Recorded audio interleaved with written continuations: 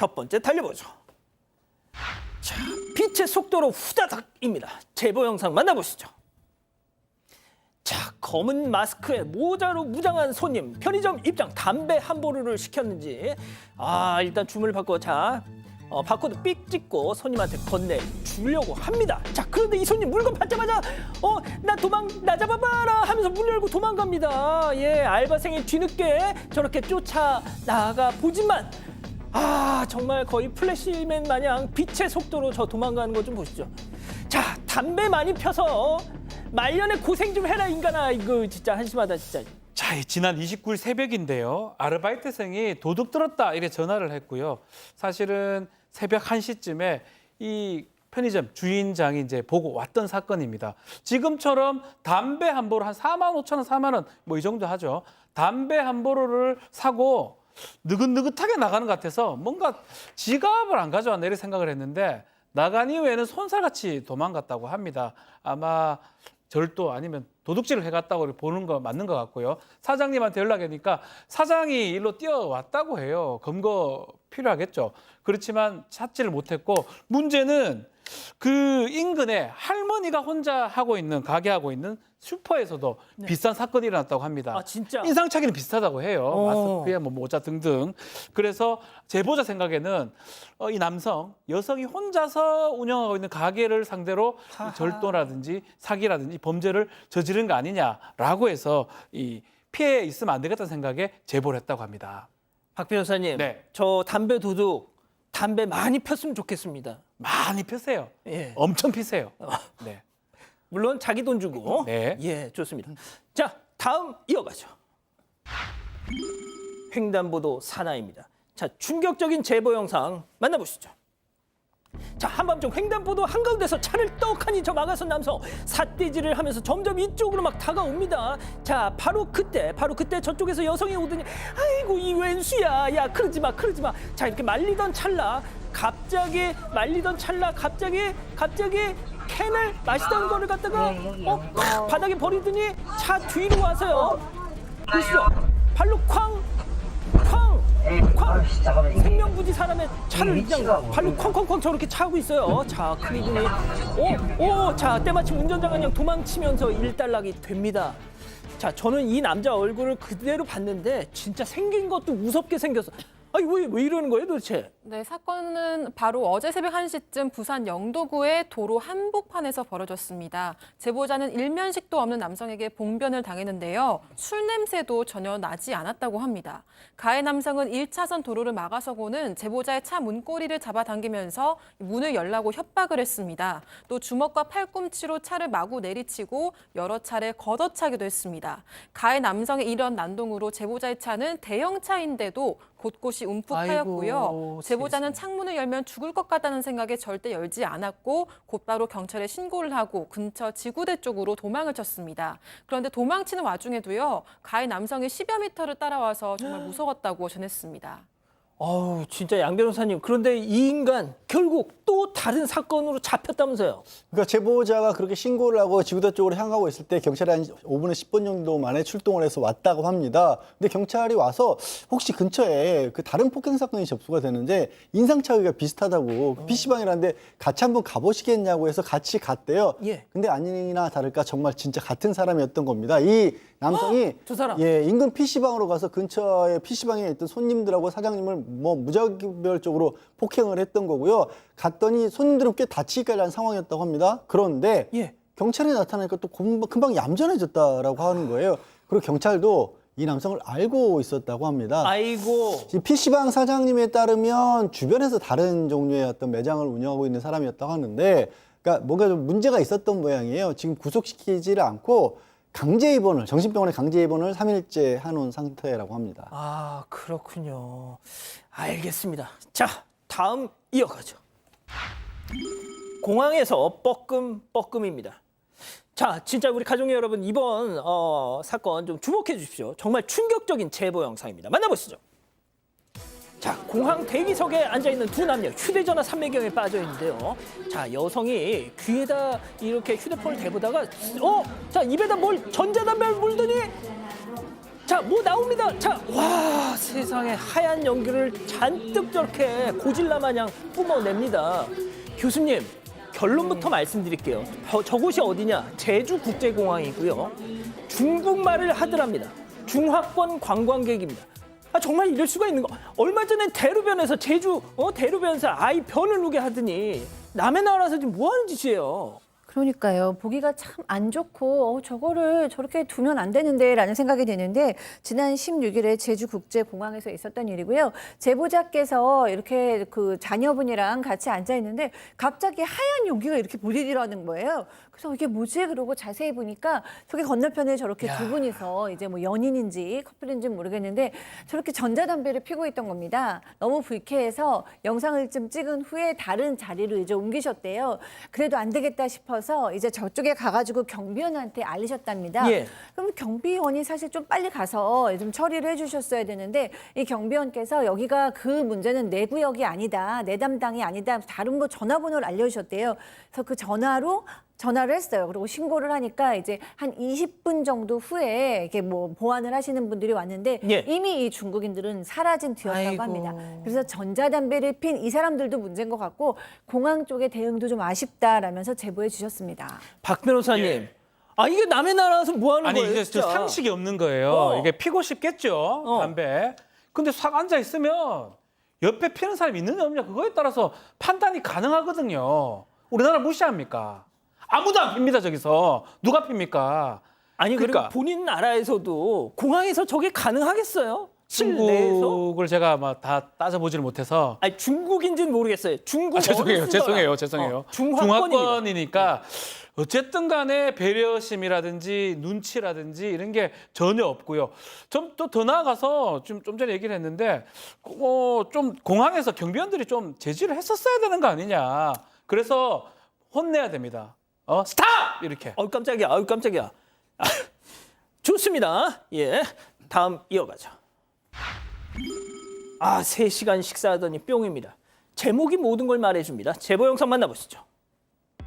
자, 혼자 고깃집에 온 남성. 자, 바로 앉자마자 고기와 술부터 주문을 하는데요. 자, 곧이어 한상 가득 진수성찬이 테이블 위에 세팅이 됩니다. 자, 그런데 말이죠. 2시간 뒤 이 남성 갑자기 벌떡 일어나더니 밖으로 나갑니다.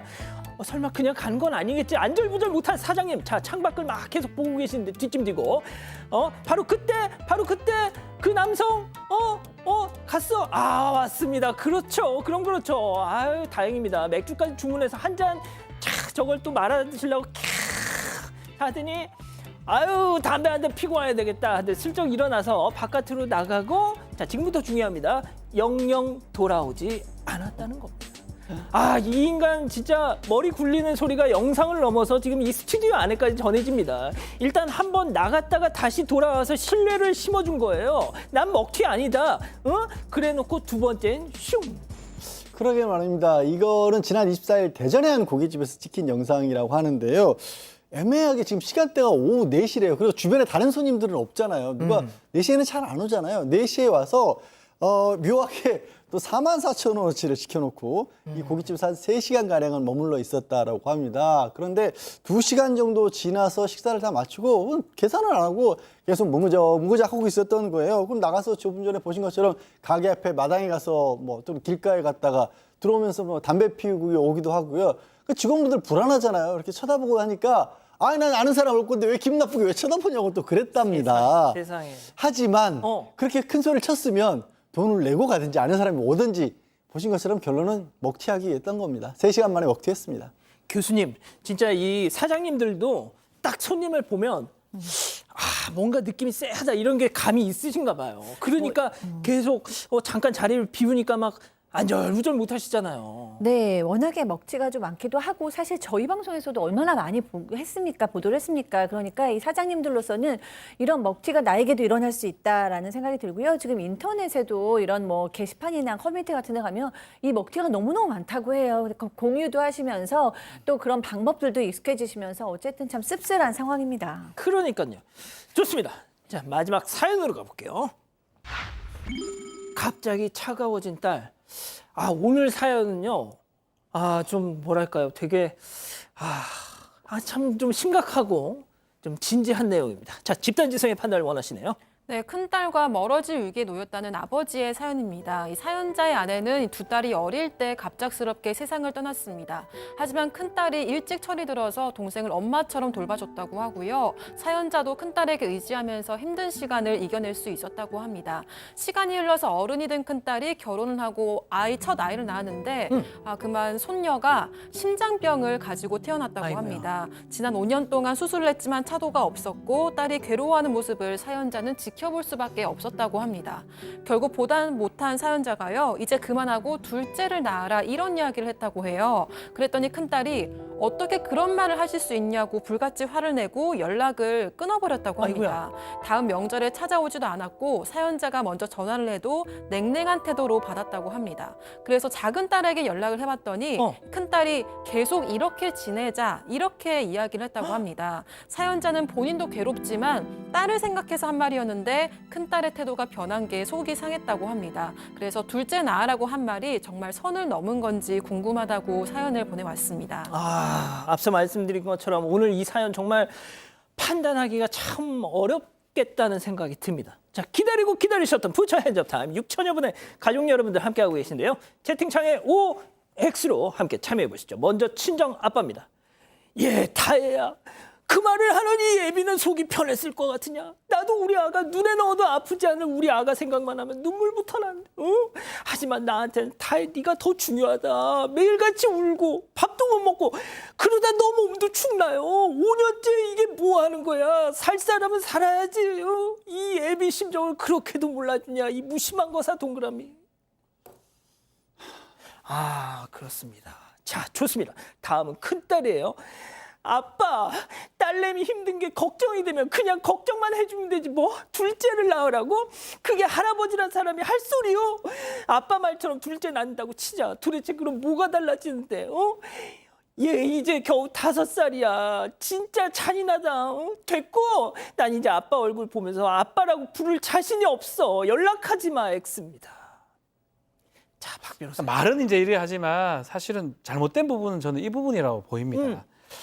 이제 그만하고 요 부분이거든요. 둘째 낳아라 부분은 사실은 뭐 그렇게 할 수도 있고 근데 그만하라는 게 아마 딸 입장에서는 이제는 정리하라고 받아들여질 가능성이 있거든요.